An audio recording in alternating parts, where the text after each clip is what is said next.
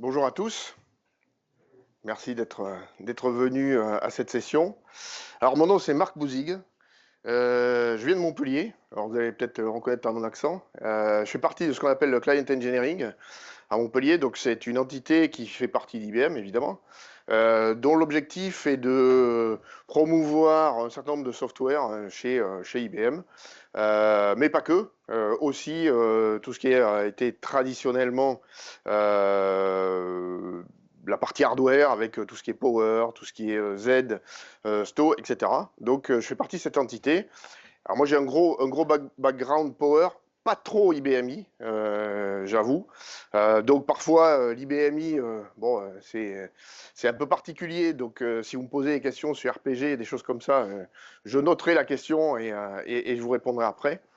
Mais bon, donc l'objectif de cette présentation, c'est de vous faire un petit peu une overview de ce que l'IA peut faire sur Power. Je vais aborder des notions qui parfois dans le monde Power sont pas très connues. Qu'est-ce que c'est qu'un modèle, comment est-ce qu'on peut s'en servir, quels sont les différents stacks qu'on doit mettre en place pour faire tourner ce modèle, etc. Ça, c'est des choses qui sont pas trop connues sur la partie Power et par les gens qui font du Power, beaucoup plus par les AI ingénieurs hein, qu'on retrouve chez les clients ou dans la partie software. Donc c'est comme ça. Après, je vous donnerai quelques exemples de stacks, etc. Une ou deux annonces qui ont eu lieu il y a quelques jours. Donc en gros, voilà le spectre de cette présentation. N'hésitez pas à me poser des questions. Alors après, je vais vous montrer quelques charts avec des diagrammes, des temps de réponse et des choses comme ça. Parfois, ça peut être un peu rude à voir. J'essaierai d'expliquer. N'hésitez pas à poser des questions, même si elles vous paraissent incongrues. Si je connais la réponse, ben, je vous la donnerai. OK? Voilà. Donc, on va. Alors, sur tout ce qui est Power, en gros, il y a Power et AI, et l'AI en général d'ailleurs. Il y a trois gros pavés à considérer. Donc le premier pavé, c'est l'infrastructure. Donc c'est là où on va positionner Power. Donc vous savez bien que sur la partie AI, il y a pas que Power évidemment. Il y a aussi la partie x86 qui est très dominante sur le sujet, avec tout ce qu'il y a comme GPU, DPU, Co, qui font tourner des workloads AI, associés à du STO et des choses comme ça, du stockage. Hein. Il y a tout ce qui est écosystème, celui-là il est monstrueux. Donc il y a évidemment les ISV, les vendeurs de software, etc. Mais il y a tout ce qui est open source. Et là, c'est quelque chose d'assez énorme quand on regarde ce qui se passe dans l'écosystème communautaire, notamment autour de Python, puisque c'est quand même le langage privilégié pour faire de l'IA, et toutes les librairies, les runtime, etc., qui tournent autour de ça. Donc c'est l'écosystème qu'on va retrouver ici. Et puis, ben, évidemment, il y a les workflows, c'est ce qu'on va faire tourner pour obtenir un certain nombre de choses. Alors, bien sûr, il y a un peu plus traditionnel pour la partie Power, tout ce qui est machine learning, qui existait déjà et qui nécessite pas forcément de GPU, mais il y a aussi après tous les modèles génératifs dont font partie les LLM, hein, donc ChatGPT, Llama 2, Llama 3, etc. Et donc, pour obtenir un certain nombre de choses qui sont demandées par les clients. Voilà. Donc, pour poser la scène sur l'AI. Alors, comme je l'ai dit, hein, des use cases, il y en a beaucoup qui peuvent s'appliquer à l'AI. Donc, notamment en AI générative, alors j'en parlerai un peu plus, hein, mais on peut faire de l'extraction de documents, on peut faire de l'assistance à des codes, on peut faire des résumés, on peut faire du sentiment analysis, enfin, tout ce genre de choses que l'on peut faire. Et puis après, comme je le disais, hein, il y a les machine learning use cases qui sont un peu plus classiques, mais qui font aussi partie de l'AI et qu'on peut faire et qui tourne assez bien sur la partie Power. Le reste aussi d'ailleurs, hein, on va le voir, je vais vous montrer un certain nombre de choses. Après, il y a tout ce qui est healthcare qui est aussi, qui fait partie aussi des use cases qui peuvent tourner sur la partie Power. Voilà. Et donc sur un peu tout ça, on travaille et notamment à Montpellier avec des clients qui ont des cas concrets pour voir comment ça se passe sur Power. Voilà. Alors, ça, ce chart-là, vous l'avez certainement déjà vu pour. Alors, peut-être pas. Je vois qu'il y a pas mal de jeunes là. Je ne sais pas quels sont leurs rôles et quel est leur background sur le sujet, mais en tout cas, quand on a lancé le P10, donc on a fait beaucoup de publicité sur le processeur lui-même. Ça, c'est un processeur P10 ici, avec son architecture interne, je dirais. Mais ce qu'il faut savoir, c'est que sur ce P10, on a mis ce qu'on appelle du MMA. Alors, c'est pas des combats hein, de boxe, hein, c'est quelque chose qui s'appelle Matrix Mass Acceleration. Donc, c'est un outil qui est sur le proc et qui va permettre de faire des calculs vectoriels et matriciels. Et qui va accélérer ça, pas de la même façon qu'une GPU, mais qui va quand même aider pas mal sur les calculs. Et vous savez que notamment en IA générative, la plupart des calculs, ce sont des calculs liés à des vecteurs ou des matrices. Voilà, donc avoir un accélérateur qu'on appelle du MMA sur le processeur est quelque chose qui va aider pas mal les perfs. Ça peut aller de 60 de 60% d'amélioration à bien plus. Ça dépend du type de workload, etc. Sur le processeur, il y a aussi des instructions VSX, V comme vector, qui doivent être utilisées si on va avoir des bonnes performances, notamment sur du code compilé. C'est-à-dire que si vous voulez faire du machine learning et que vous faites tourner une application en C, si vous la recompilez, il faut que les optimisations du compilateur fassent en sorte qu'on va utiliser ces instructions VSX. Voilà. À la compilation. De plus, cette accélération MMA là, c'est pas quelque chose qui est fait pour le training de modèles. Vous savez, notamment sur les LLM, il y a plusieurs phases. Il y a une phase, ce qu'on appelle de training, d'entraînement, qui fait que on prend un modèle et puis on va l'entraîner pour avoir les meilleures réponses possibles. Et donc, chaque fois qu'on fait ça, par exemple, si on prend un modèle qui fait, allez, une trentaine de milliards de paramètres, eh ben, à chaque fois qu'on va l'entraîner, on va lui donner à ingurgiter un certain nombre de données qui proviennent de plein de documents, Internet, etc. Et puis, il va s'auto-ajuster ses paramètres internes.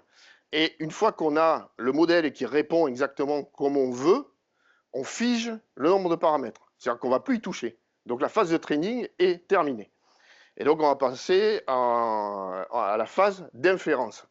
Et cette phase d'inférence, c'est la phase qu'on va exécuter en production. Donc on prend ce modèle-là, 13 millions de paramètres, 30 millions de paramètres, et on le fait tourner, et il ne bougera plus. Donc, ce MMA, c'est fait pour faire cette partie-là d'inférence, c'est-à-dire en production, et on ne va pas faire tourner le modèle. Voilà à quoi ça sert. Sur Power, il n'y a pas de GPU. Alors, il y a une annonce qui a été faite il y a quelques jours sur un statement of intention, comme on dit, enfin, j'en parlerai à la fin de la presse, sur peut-être des accélérateurs. Alors, pour bien parler IA et surtout IA générative, je vais introduire un certain nombre de notions qui vont aider à mieux comprendre et à mieux aborder l'AI et notamment l'AI sur Power parce que en général les gens Power, comme je l'ai dit, ils sont plus dans l'enterprise, ils sont plus dans le traditionnel que dans l'AI. Et donc, il y a du vocabulaire à acquérir pour comprendre et être capable de discuter avec les clients. Alors, si on veut installer un stack AI sur la partie Power, il y a plusieurs choses à faire. Notamment, évidemment, si on veut faire sur du Power, il faut un Power, comme dirait Monsieur Lapalisse. Hein, c'est clairement logique. Sur la partie dans laquelle on va utiliser la partie MMA. Donc le MMA, il est dispo sur les procs. Hein. C'est pas quelque chose qu'on va mettre en avant ou pas.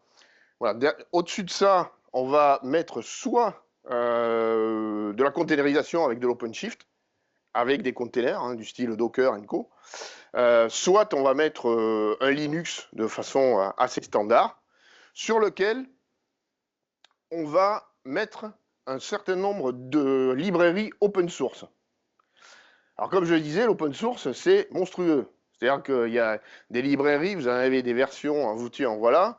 Vous avez des quantités, des quantités de possibilités. Vous prenez une database vectorielle, vous en avez des dizaines. Vous prenez des packages de librairies mathématiques, vous en avez pareil, même des centaines, et avec chacune leur version. Donc à manager, c'est très très compliqué. Donc il vous faut ce qu'on appelle un package management. Alors vous avez entendu parler, on appelle ça Conda, Micromamba. Alors je ne sais pas pourquoi ils ont donné des noms de serpents, mais enfin en tout cas c'est comme ça. Et donc, c'est le premier truc à installer pour aller manager les différents packages. Et donc, si vous utilisez Conda, il va chercher dans Conda Forge ces fameux packages qui sont open source, hein, comme vous pouvez faire si vous allez sur Git, par exemple, pour aller chercher des programmes. Voilà. Et puis, vous avez aussi un channel, on appelle ça des channels, hein, donc c'est des sites web sur lesquels vous allez chercher vos librairies. Et vous avez Rocketsea. Alors Rocketsea, c'est une société avec qui travaille IBM et qui a réécrit un certain nombre de librairies pour qu'elles fassent appel au fameux MMA ici, sans pour autant aller toucher ou réécrire le code applicatif pour aller exécuter ces instructions MMA. Ça va se faire à travers des appels à ces librairies qui vont exécuter les instructions MMA. Donc ici, lorsque vous voulez faire de l'AI sur Power, vous allez installer ces packages de Rocketsea du style Python. Déjà, le premier truc, c'est Python. Hein. Après, PyTorch, OneNX et des librairies de ce style-là. Et vous allez non pas les prendre, parce qu'elles existent ici, hein, et donc là, ça marche aussi. Par contre, elles ne seront pas optimisées pour aller chercher les instructions MMA. Voilà. Donc ça, c'est le première chose à faire. Ensuite, une fois que vous avez installé ça, eh ben, il faut installer ce qu'on appelle un runtime. Parce qu'un modèle, ça tourne au-dessus d'un runtime. Et si vous n'installez pas de runtime, votre modèle, il ne marchera pas. Donc, quand on fait des appels API pour converser avec un modèle, par exemple, un Llama 2 ou un Mistral ou ce qu'on veut, ça va se faire à travers ce runtime-là. Voilà. Et vous avez plusieurs types de runtime. Hein. Pareil, il y en a pas mal. Beaucoup tournent sur Power. Donc ça, il faut le savoir, parce que ça, on ne le sait pas a priori. On se dit, ah ouais, mais il y a toujours un problème de compatibilité, parce que l'architecture du processeur Power, c'est pas la même qu'X86. Donc on peut avoir certains doutes sur le sujet. Mais en fait, dès qu'il s'agit de Python, on est à peu près sûr qu'il y a une compatibilité entre les deux. Donc, vous avez par exemple un ONNX, un Llama CPP, des choses comme ça, qui sont des runtimes qui performent très bien. Et puis, grâce à ces runtimes, vous pouvez faire ce qu'on appelle de la quantisation. Alors, la quantisation, c'est un moyen de réduire la précision des modèles. C'est-à-dire qu'un modèle, de base, il peut faire du 32 ou 64 bits, et il va calculer à une précision assez élevée, derrière la virgule, hein, ces calculs. Sauf que quand on fait ça, eh ben, ça demande beaucoup de mémoire et ça demande pas mal de computation de la part des CPU ou du GPU. Alors, la quantisation, c'est le fait d'être capable de diminuer cette précision du modèle. C'est-à-dire qu'on va passer en entier. On va plus faire d'opération en virgule, mais on va passer en entier. Et on va passer en entier 4 ou 8. Et donc, du coup, on va augmenter les perfs de façon assez drastique et on va diminuer la consommation mémoire sur un sujet. Alors, tous les runtimes ne sont pas capables de faire ça. C'est une petite opération qu'on fait sur le modèle avec des commandes hein, qui sont liées au runtime pour avoir ces bonnes perfs. Alors, la plupart du temps, ça paraît assez illogique, mais la précision reste là du modèle, finalement. Parce que dans très peu de cas, on a besoin de faire des calculs super précis à 5 chiffres ou 6 chiffres après la virgule. Du coup, on a ça aussi sur la partie Power. Bon, une fois qu'on a installé ces runtime, je dirais, eh ben on installe son modèle. Et donc, le modèle, Bah, on peut prendre n'importe quoi comme modèle. Là, ici, j'ai donné quelques exemples. Phi 2, Mistral, Granite. Granite, c'est le modèle IBM hein, que l'on utilise. Et donc, ces modèles-là, la plupart du temps, ils utilisent des GPU. OK? Mais pas sur Power, puisqu'on n'en a pas. Du coup, euh, le MMA est là, mais ça remplace quand même pas une GPU. Donc, il faut rester, grosso modo, sur Power, sur des modèles qui sont en dessous de 13 millions de paramètres. C'est-à-dire que si on va au-delà, les perfs vont pas être terribles. On va avoir des temps de réponse plutôt longs, ça va pas super bien performer, on va avoir des temps de latence qui vont être assez gros. Voilà. Mais déjà, avec 13 milliards de paramètres, pardon, on a quand même des bons temps de réponse. Une fois qu'on a fait ça, on peut ou pas installer une database vectorielle. J'y reviendrai pour des raisons de RAG. J'expliquerai ce que c'est après. Mais donc, assez souvent, et en particulier sur la partie Power, ça paraît être intéressant de mettre des bases vectorielles pour aller un peu personnaliser ce que va répondre le modèle. Voilà, et je vous expliquerai comment ça marche. Et ensuite, on installe ces applications et ses programmes Python et tout ce qu'on veut par-dessus pour obtenir justement l'application elle-même. Hein. Voilà.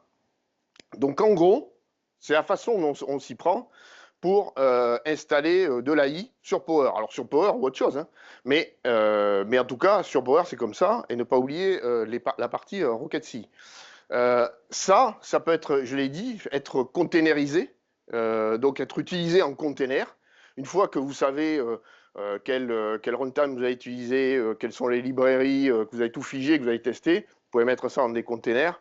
Vous pouvez mettre votre Dockerfile avec tout ça à l'intérieur et vous déployer de façon un peu plus simple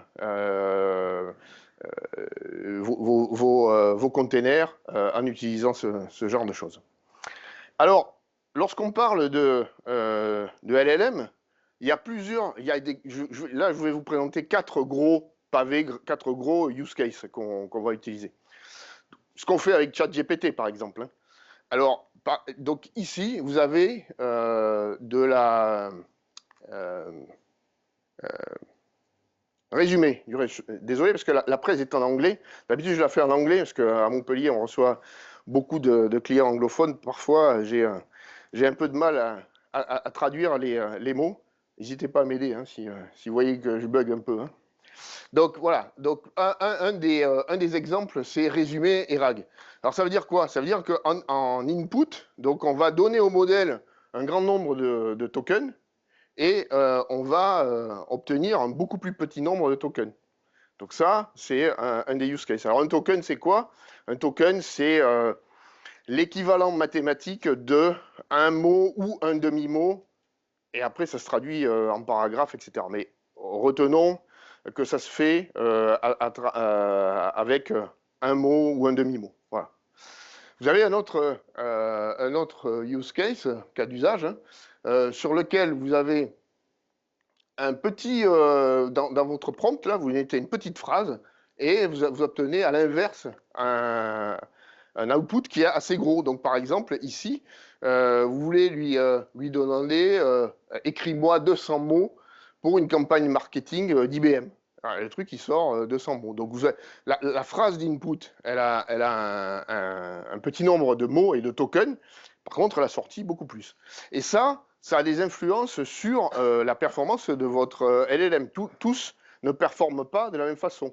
Donc, si vous avez plutôt tendance à faire ça, des résumés, dans pour un client qui fait ce genre de choses, et notamment, par exemple, on travaille avec un client qui a un call center.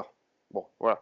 Et donc, le call center, lui, qu'est-ce qu'il veut faire? Après chaque call d'un client, eh bien, il a mis par écrit, il y a un speech tout texte, hein, donc tout ce qui est dit est traduit, traduit par écrit, et donc derrière, il y a un résumé de ce qui a été fait et un sentiment à l'analyse. Donc on voit si la conversation s'est bien passée, pas bien passée, si le client finalement est satisfait par les réponses du call center ou pas. Et ben, en fonction de ce type de workload, vous allez utiliser un modèle ou un autre modèle. Donc ça, c'est un point à voir et à tester.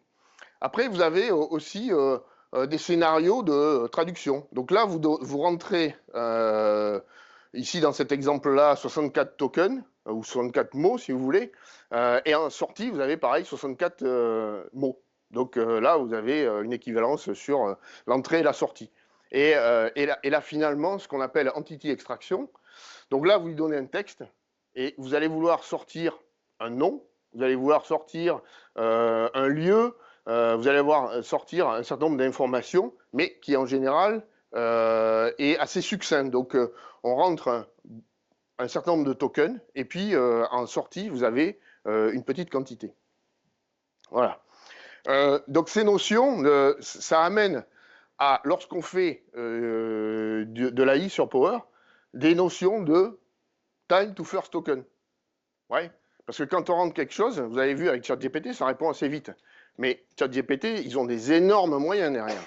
Donc lorsque vous posez une question, vous faites une phrase ou quand vous voulez faire un résumé d'un gros document, si vous êtes en streaming, c'est-à-dire que vous attendez la réponse, vous êtes derrière votre écran, si ça prend 5 minutes, vous allez trouver ça bien trop long. Okay. Donc du coup, ça, quand on fait de l'AI, généralement, les clients, c'est ce qu'ils demandent.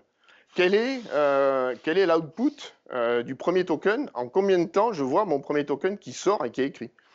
Combien est-ce que je mets de tokens par seconde? Combien de temps je vais mettre pour décoder l'ensemble de mes mots? Alors, si vous êtes en streaming, imaginez que vous lui posez une question. Bon, vous, ce qui va vous importer, c'est le premier mot. Le dernier, bah, vous en fichez un petit peu si ça prend 2 minutes ou 3 minutes. En fait, il faut que vous lisiez tout le paragraphe. Par contre, si vous êtes en batch et non pas en streaming, bah là, ça devient important parce que chaque batch, vous allez calculer sa durée en fonction du temps total de ce qu'aura demandé la sortie du paragraphe de la part du modèle. Donc, vous voyez, en fonction du workload, vous avez des objectifs qui peuvent être complètement différents. Et ça, c'est quelque chose qui mérite d'être discuté avec les clients ou lorsqu'on veut faire une application sur le sujet. Voilà, donc ça, ce sont des graphiques de performance. Ici, on peut voir sur la gauche. Alors là, on a utilisé un PyTorch comme runtime. Non, un ONNX, pardon, ONNX ici. Et on a utilisé ce qu'on appelle un Tiny Llama. Donc c'est un modèle, mais c'est un modèle Llama petit. Donc là, vous avez des bons temps de réponse. Par contre, il n'y a qu'un milliard de paramètres. Donc du coup, vous n'allez pas avoir une super précision dans votre modèle. Par contre, vous voyez que vous avez des temps de réponse assez élevés. Donc ça, c'est le nombre de tokens par seconde. Et là, vous voyez, dès que vous avez 8 batchs en parallèle, hein, donc 8 sessions en parallèle, si on peut dire, vous pouvez atteindre la totalité de 100 tokens par seconde. 100 tokens par seconde, c'est pas mal. Hein. Non, après, il faut le diviser par 8 si on va avoir le sentiment d'une personne. Mais donc ça, c'est ce qu'on peut obtenir sur la partie Power sans GPU. Donc on a quand même des choses à dire sur le sujet et des temps de réponse qui sont pas mal. Ensuite, ici, voilà, ici c'est pareil. On voit que on a fait une différence. Alors c'est un peu, je ne sais pas si certains d'entre vous ont des notions concernant tout ce qui est SMT, donc le nombre de threads qu'on peut tourner sur processeur. Mais il s'avère que sur Power, d'habitude on dit mettez du SMT 8, donc 8 threads par processeur. Bah, en fait, quand on regarde la performance des modèles, on s'aperçoit que c'est le SMT2 qui performe le mieux. Et ici, sur des tests où on a à peu près 6 tokens par seconde, ce qui est pas mal, alors que si on le met en SMT8, on peut avoir 1,84 tokens ici sur des workloads un peu différents. Voilà. Enfin, donc ONNX, ça marche bien sur Power. On a mieux que PyTorch, nettement mieux que PyTorch, clairement. Mais après, il y a aussi un runtime qui tourne bien, qui est VLLM. Donc VLLM, c'est un runtime hein, qui est le runtime qui est installé sur Watsonix. C'est-à-dire que quand on installe du Watsonix sur x86, dans le cloud ou ailleurs, on utilise le runtime VLLM. Okay, et un modèle Granite. Donc Granite, ça tourne aussi sur IBM, hein, sur IBM Power. Et d'ailleurs, IBM a mis au niveau de l'open source dans Hugging Face. Hugging Face, c'est un site hein, avec lequel on est partenaire, dans lequel on va retrouver plein de modèles. On va pouvoir les downloader. Du coup, ce runtime qui fait tourner du Granite, du Watsonix, etc., est un des meilleurs runtime qu'on puisse avoir en termes de scalabilité, notamment si on utilise des sessions en parallèle. Ici, vous avez sur la ligne jaune la ligne des 5 tokens par seconde. En gros, on dit qu'un humain, au-delà de 5 tokens par seconde, il a du mal à suivre.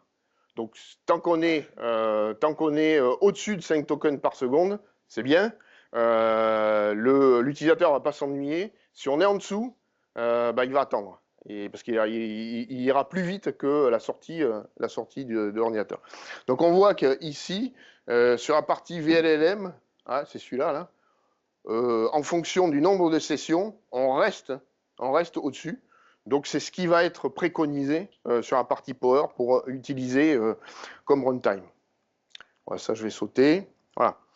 Alors, je vous l'ai dit tout à l'heure,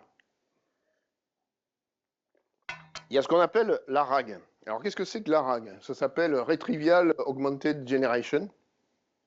Et ça, c'est un moyen de personnaliser les réponses des LLM. C'est-à-dire que, bon, un LLM, un Llama 2 ou quoi que ce soit, un chat GPT, a été entraîné pour répondre de façon générale. Vous savez, hein, quand on est une entreprise, on aime bien avoir des réponses spécifiques à l'entreprise elle-même. D'accord? Si vous êtes une assurance, quelqu'un qui pose une question sur un cas précis de contrat d'assurance, vous avez plutôt envie qu'il réponde en fonction de ce que vous avez mis en place de votre société et des contrats, plutôt que de façon générale ou attribué à d'autres boîtes. Okay, donc pour ça, on met en place...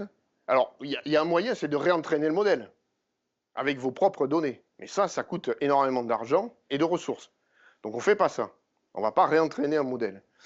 On dit, voilà, on va prendre tout un tas de sources qui existent dans la société. Donc, ça peut être des docs, ça peut être des Excel, ça peut être des PDF, ça peut être tout un tas de Word et tout ce qu'on veut.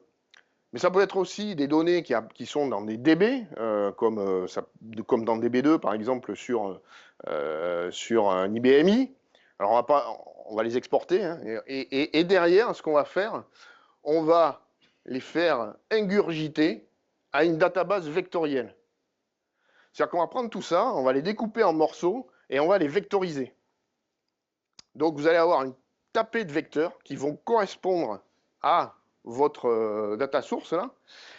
Et une fois que c'est mis ici, dans votre base vectorielle, eh ben, lorsque un utilisateur fait une demande, on va faire une query ici à la base vectorielle, et puis derrière, on va extraire le contexte. Alors, ici, là, quand on fait une query, ça va être transformé, votre phrase là que vous allez passer, va être vectorisée. Et on va chercher quel est le vecteur dans votre base de données le plus proche de ce que vous avez rentré. Et en fonction de ça, on va vous donner une réponse. Et le LLM, lui, il va mettre en forme cette réponse qui va être extraite de la base de données. Voilà. Et donc, vous allez avoir une réponse personnalisée de votre utilisateur en fonction des données de votre entreprise. Voilà ce que c'est que la RAG, en gros. Marc, Oui? au niveau de la partie vecteur, est-ce que tu structures un petit peu quelque chose? Parce que là, c'est toutes les données qui sont entrées brutes. Ouais. Est-ce qu'on peut structurer? Est-ce qu'on peut paramétrer des critères ou pas? Non? Non, C'est des choses qui sont brutes, quoi. C'est ça, des données brutes? c'est des données brutes, oui. D'accord. Ouais, ouais. En fait, tu utilises ici, pour faire ça, tu utilises ce qu'on appelle les sentence transformers. Donc ici, il y a un nom, vous voyez, All Mini ML6V2, machin. Donc ça, c'est un transformer qui va vous prendre vos données et qui va les transformer pour les mettre dans la base de données. Et lui, en fonction, et alors, lui, il a été entraîné, par contre, pour comprendre et comment vectoriser les choses et faire des... parce qu'en fait, elle est organisée, cette base-là. Elle est organisée, mais en fonction des documents et en fonction de ce que lui comprend des documents. Mais il n'y a pas grand paramètres que tu peux... et en fonction de la base de données, tu as une dimension des vecteurs. Par exemple, tu peux avoir des vecteurs de 380 dimensions, des vecteurs de 600 dimensions. Alors plus tes vecteurs sont gros, et plus ça va être long, et plus, voilà. Donc, mais par contre, plus tu vas avoir de précision. Et donc, en gros, ça donne un truc comme ça. C'est-à-dire que alors, c'est plus que des mots, là. Ici, il y a des mots comme exemple. Mais en fait, les sentence transformers, ce qu'ils font, c'est qu'ils prennent des chunks, ce qu'on appelle des chunks, donc des morceaux de paragraphes qui vectorisent en plus des mots. Ouais, et donc là, vous avez ben, voilà, des vecteurs. Alors, je ne sais pas si vous vous souvenez en maths, hein, surtout pour les jeunes, mais vous aviez des vecteurs dans un plan, c'est à 2 dimensions. Vous avez en 3 dimensions, ben, x, y, z. Ben là, on parle de vecteurs qui sont en 300, 400, 600, 800 dimensions pour amener justement la précision dont on a besoin derrière. Voilà. Et donc, du coup, vous avez ces bases vectorielles. Hein, il y en a un certain nombre. Ici, j'ai encadré Milvus parce que c'est la préférée d'IBM. Parce que, encore une fois, de la même façon que VLLM comme runtime est utilisé par Watsonix, Milvus, la base vectorielle, est utilisée par Watsonix. Alors, vous avez un certain nombre de caractéristiques, je ne vais pas rentrer dedans, mais sachez que tout ça, toutes ces bases vectorielles, c'est quelque chose qui est compatible avec Power. Donc, le client a quand même beaucoup de choix sur le sujet. Et notamment, un des clients avec qui on travaille, il n'utilise pas du tout Milvus, il utilise ChromaDB pour faire de l'embedding et de la vectorisation de leurs propres données. Et du coup, ça marche très bien, quoi. Ça marche très bien parce que Power est quand même pas mauvais dans les bases de données. Vous savez, enfin, vous le voyez sur IBMI avec du DB2. Sur la partie AX, ENCO, on a de l'Oracle. Donc sur la partie base de données, on sait que le P8, enfin le P10 performe bien et Power en général, quoi. Voilà, c'est quelque chose qui est connu et reconnu. Et surtout pour la parallélisation des choses. Voilà. Donc, un certain nombre, juste quelques précisions sur les modèles. Alors, j'avais mis quelques-uns.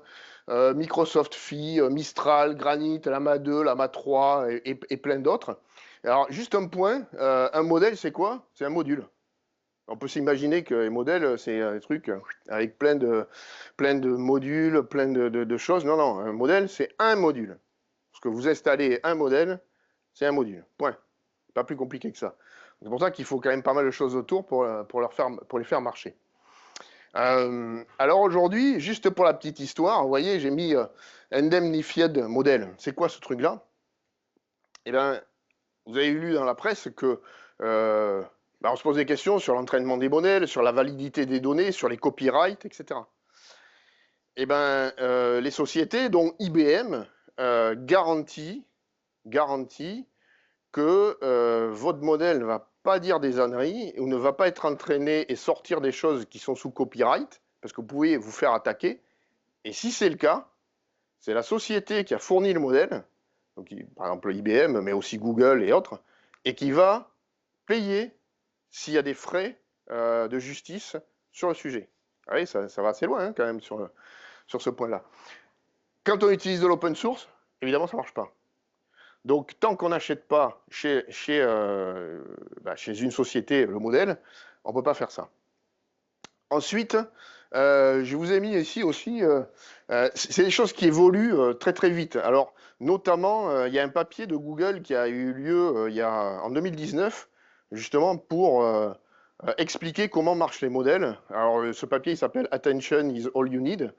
Donc, c'est assez technique à lire. Hein. Enfin, c'est pour ceux qui veulent une bonne journée pour essayer de comprendre, vous pouvez y aller, hein, vous faites Google Attention is all you need. Et ça vous explique pourquoi les modèles aussi aujourd'hui sont devenus bien plus performants. Et j'ai mis comme exemple ici une phrase. Vous voyez, Paris is a very beautiful city. I lived there for 3 years. It was a very enriching experience and I love it. I made great progress in history, but most important, it taught me how to speak. Bah, ça, vous savez répondre. Eh bien, LLM, il y a quelques années, il ne savait pas répondre. Il ne savait pas répondre parce que, ici, évidemment, to speak French, hein, puisqu'on était à Paris. Eh ben, il ne savait pas répondre parce qu'il avait oublié le premier mot Paris, qui avait une importance qui n'était pas énorme, mais qui, pour finir la fin de la phrase, est quelque chose de très important. Voilà. Donc, c'est ce qu'on appelle les transformers. Voilà. Donc, ici, bon, je vous ai mis, tu vois, je te parlais, tu as 384 dimensions sur ces petits. Voilà. Donc, si on fait un résumé, ça c'est un bon slide IBM, d'un stack qu'on pourrait mettre en place sur la partie Power AI. Voilà. Donc, c'est ce que j'ai dit, hein, vous avez un RHEL ou un OpenShift. Vous avez du Cloud Pak for Data, par exemple, sur lequel vous allez pouvoir faire tourner du machine learning ou des stacks open source, ISV, etc., pour aller faire ce genre de use case. Alors, vous voyez, il y a des stats hein, où on dit tout ce qui est question and answer plus RAG, ça va représenter 29%. L'extraction, code génération, résumé, traduction, etc. Ouais, vous avez un peu des stats de ce que ça représente en termes de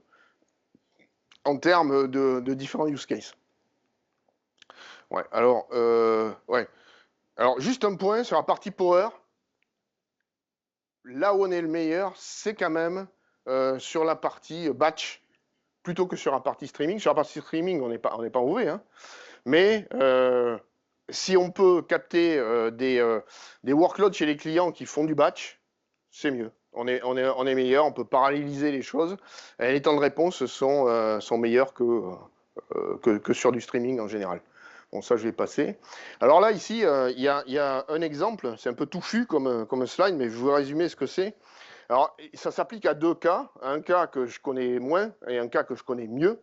On a travaillé avec des gens d'Arabie Saoudite qui voulaient mettre en place un système pour que les utilisateurs ou les touristes aient des réponses à des questions sur l'Arabie Saoudite. Par exemple, je ne sais pas si vous avez entendu parler de The Line. Vous savez, c'est une espèce de ville de 170 km qu'ils veulent faire, etc. Donc, un des use cases, justement, c'était qu'est-ce que The Line et quels sont les projets de l'Arabie Saoudite dans les 5 prochaines années. Et donc, ils utilisaient un LLM. Donc, pour ça, évidemment, on utilise de la RAG parce qu'il y a tout un tas de documents qui sont liés au pays. On utilise un LLM sur lequel on va poser ces questions. Donc ça, c'est quelque chose qui tourne, qu'on a implémenté sur la partie Power, avec des bons temps de réponse. Et ils ont continué, et là on est en train de bosser avec eux sur un autre sujet, où ils veulent fournir à des universités, aux étudiants de l'université, des moyens de faire des queries sur des cours, et sur des notions d'éducation, etc. Mais évidemment lié aux universités Arabie Saoudite. Donc c'est pareil, on va faire la même chose avec de la RAG, un LLM, et puis des utilisateurs derrière, et ça c'est quelque chose qui va tourner sur un partie Power. Voilà. Donc ça c'est le stack qu'on a mis en place. Hein. Donc je vais passer un peu vite, parce que l'heure avance. Mais vous voyez, ici, on a toujours du Milvus, la database vectorielle, on a un runtime, on a un Llama 2, maintenant ils sont passés à Llama 3 comme modèle, on a du Python et du PyTorch, voilà, sur la partie Rocket CI, et derrière, on a le chatbot qui va répondre à tout ça. Ici, alors ça, celui-là, je le connais un peu moins bien, mais typiquement, c'est du machine learning. Alors ça, c'est un cas aux US sur lequel eh ben, il y a un certain nombre de produits qui étaient gérés sur la partie x86 pour un retailer hein, aux US et qui va faire des prédictions sur ben, ses stocks, les ventes et la façon de mener leur business. Donc ça, typiquement, c'est du machine learning. Et donc là, on a utilisé un produit qui s'appelle Data Stage. Alors c'est ce produit, mais qui n'est pas dans le Cloud Pak, hein, qui est encore compatible avec la partie Power. Mais pareil, sur lequel on va faire du forecasting sur les ventes pour optimiser la façon de marcher du sujet. Voilà, donc le layer. Alors ici, voilà, un petit vidéo. Alors c'est en anglais, hein, je suis désolé. Ouais, en même temps, ça fait réviser un peu l'anglais. Pas si mal. Donc, vous avez un gars qui écrit à son assurance hein, et qui, vous voyez le mail là-bas. Et donc, l'objectif, vous avez deux possibilités. Vous voyez que vous avez des informations qui sont liées à lui-même. Alors ça rentre dans la GDPR. Donc, soit vous voulez les éliminer, et parce que vous n'êtes pas compliant GDPR et vous avez un problème sur votre applicatif. Ou alors, vous voulez au contraire prendre ces informations-là et les mettre dans une base de données. Donc en gros c'est ce qui va être expliqué ici. IBM Power 10 is a platform that enables users to manage return on investment of generative AI solutions, including entity extraction use cases. Let's see how it works. With IBM Power 10, you can upload documents and extract personally identifiable information, or PII. In this sample text, a customer named Ravi Dubey reports an unauthorized credit card transaction. Voilà, il dit qu'il y a des transactions non autorisées. Before uploading the text to your ERP system, simply click the Remove PII and Load into ERP button. You can now see that Ravi Dubey has been extracted and classified as a person. Là, on prend His ces phone données. number, email, credit card number, and locations have also been extracted and classified. En ayant cliqué sur The un ability bouton. to extract PII helps you comply with privacy requirements when you're storing data on IBM Power. You can also use IBM Power 10 to analyze sales conversations between an agent and a client. Simply upload text, like this sample. Then, click the Load Insights into ERP button. The insights displayed on the right-hand side, including a summary of the conversation, the client industry focus, and key entities such as the client's name, company, and email address, are automatically sent to your ERP system. That helps drive efficiency and productivity. To see how entity extraction can help you, request a free of charge use case alignment workshop with your IBM Power Sales representative. IBM Power. Voilà, donc en gros, vous avez un mail qui arrive, quelqu'un qui se plaint de transactions qui ont été certainement frauduleuses. On prend les extraits grâce à une petite application qu'on a développée qui va utiliser un LLM et qui va mettre ça en forme et qui va l'introduire dans votre ERP qui, en l'occurrence ici, est un IBMI. Donc comment ça marche? Vous avez le mail là, ici. Hein. On va donner ce mail-là à un LLM qui va l'analyser et qui va en extraire les informations logiques. Alors, vous avez vu hein, pour la conversation avec entre un client et quelqu'un du support, c'est pareil, c'est exactement la même logique. Hein. On va prendre l'input, on va le donner au LLM, on va en extraire les données qui sont là. Ensuite, bon, dans ce cas-là, on a quand même quelqu'un derrière physique qui va analyser ce que le LLM a sorti. Parce que des fois, je n'en ai pas parlé, mais les LLM, ils ont parfois des hallucinations, ce qu'on appelle les hallucinations, et ils partent un peu n'importe où. Alors, c'est de moins en moins le cas, mais ça peut rester vrai. Donc, voilà. Donc, il y a quelqu'un qui va vérifier ça. Et puis, une fois qu'on a extrait ces informations-là, eh ben, on les met dans notre système ERP d'IBMI et on va pouvoir travailler avec et donc faire une offre, envoyer des informations, etc., qui auront été mis en forme par l'extraction du LLM. Voilà, donc ça, c'est la référence architecture sur le sujet. Alors, un deuxième Deuxième petit exemple. Integrating WatsonX.ai with your IBM Power Virtual Server can help you quickly generate actionable insights. Let's see how 2 bank employees can use generative AI to increase their productivity.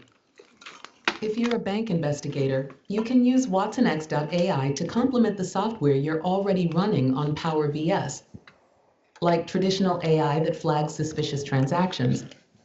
Simply input a natural language prompt.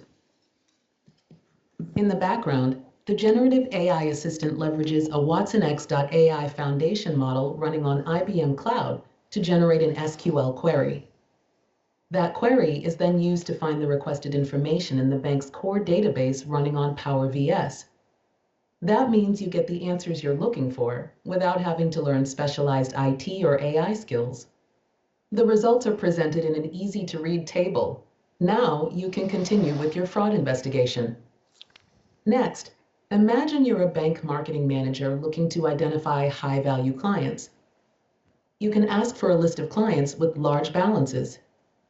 Once again, the Power VS Gen AI assistant leverages WatsonX.ai to create an SQL statement and search for the requested information. It outputs an easy-to-read table. Now, you can invite the high-value clients to an investment seminar to see how IBM Power VS integrates. Ok, donc là, je vais expliquer comment ça marche. Vous avez vu, il y avait deux petits scénarios, hein. Un, c'était pour faire de l'investigation sur des fraudes, donc avec un query, et l'autre, c'était pour sortir les codes bancaires les plus élevés avec les clients les plus fortunés pour pouvoir éventuellement les inviter ou faire une proposition, etc. Donc, comment ça marche ça? Eh bien, en fait, vous avez ici une personne qui va faire sa demande en langage naturel.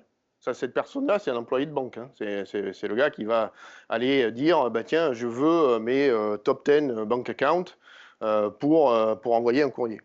Donc ça, c'est envoyé ici à ce qu'on appelle un AI assistant. Alors ça, ça fait partie de WatsonX aussi. On peut installer des runtime ici. Derrière, ça, c'est envoyé via des API à WatsonX qui tourne dans le cloud, d'accord? Lui, il va comprendre ce qu'on demande, hein. Il va écrire un statement SQL, donc une requête SQL, qui va revenir ici et qui va interroger ici, ça peut être un IBMI, hein. D'ailleurs, dans ce cas-là, ça en est un, je crois. Et il va faire la requête dans la base Power de l'IBMI et sur lequel on va avoir la réponse qui va arriver à l'utilisateur. Alors, ce qui est intéressant d'ailleurs ici, c'est qu'on voit qu'on n'est pas sorti de l'IBMI, puisqu'ici, on a demandé à WatsonX de générer une requête SQL, mais la requête SQL, elle s'est exécutée ici. Donc, il n'y a pas un échappatoire des données qui va aller partir ailleurs sur le... Oui. Justement, dans le cadre là, par exemple, pour l'exemple de compte en banque, est-ce que si on reste dans l'IBMI, ça prend en compte les droits de la personne?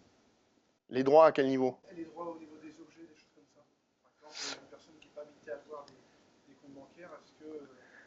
Alors, dans ce cas-là, je dirais que c'est managé à partir de là, parce qu'il y a un certain nombre de règles, hein, qui peuvent être mises ici, hein. Donc après, si ça arrive avec un user qui n'a pas les autorisations, je pense que ça ne marchera pas, hein.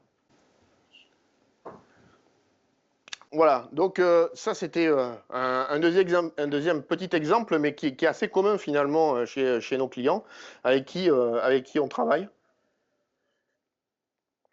Et sur lequel ça fait du sens de faire tourner ça sur la partie Power, puisque finalement, si on a une database Oracle sur un AX ou un IBMI, ben, autant utiliser la machine pour aller faire des queries sur ce genre de workload AI. Alors, je ne l'ai pas dit, mais les GPU, c'est très cher, hein. C'est très cher et très consommateur. Donc, aujourd'hui, on a des clients qui demandent le prix au token et le prix par watt de token. Donc ça, c'est des choses qui qu'on ne voyait pas il y a encore un an ou deux, mais les clients le demandent. Et du coup, le gros client dont je parlais au début, qui était un call center et qui veut faire des résumés des calls et avec un sentiment analysis, etc., c'est son métier. Donc, les mecs, ils ont 700 000 calls par mois, quoi. Donc, c'est pas rien. Et donc, ils disent, le problème, c'est que si je fais des appels à ChatGPT, ça me coûte très cher. C'est ce qu'ils ont fait sur un POC. Et donc, l'équipe Power du client a dit, ouais, mais nous, on a des ressources sur la partie Power.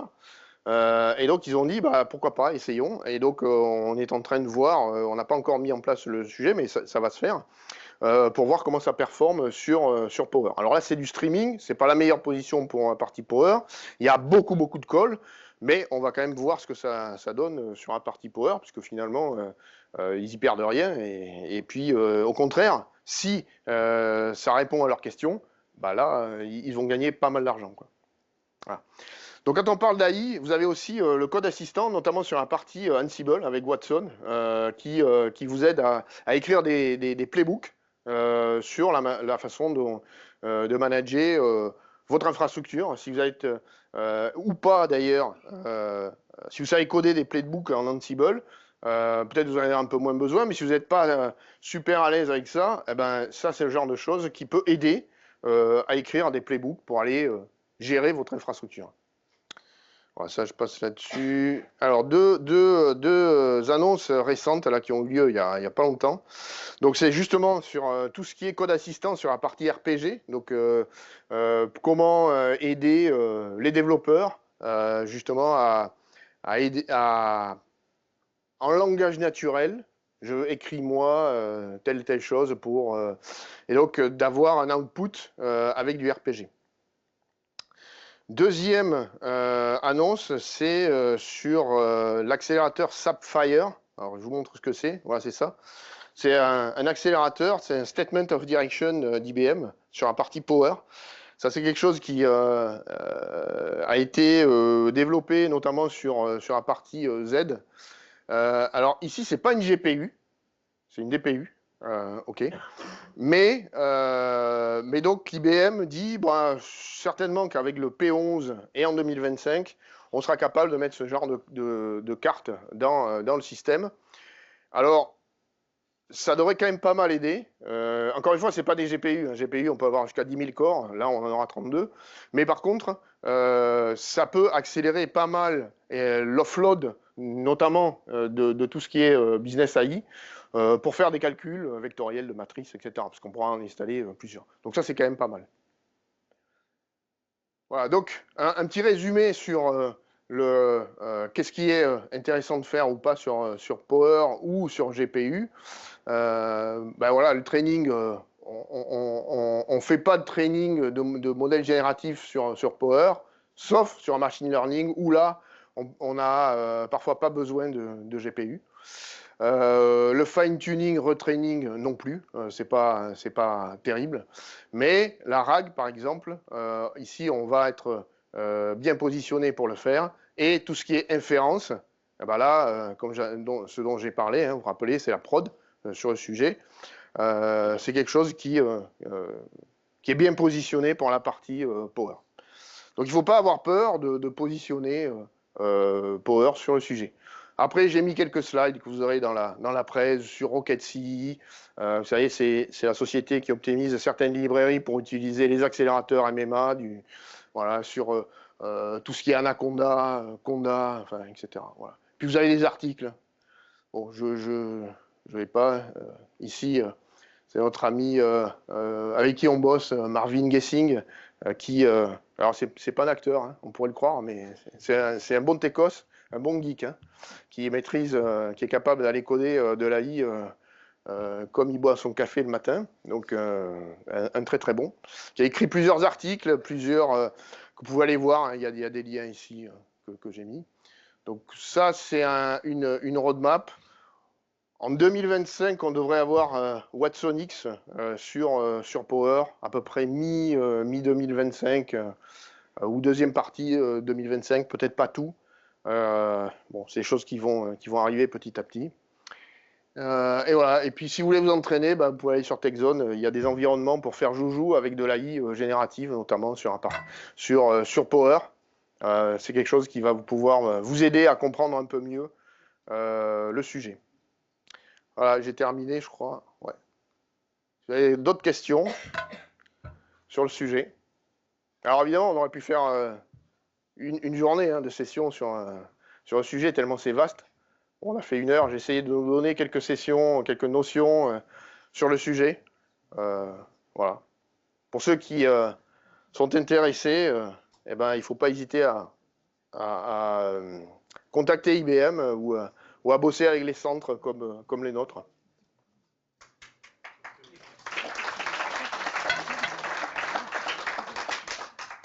Merci.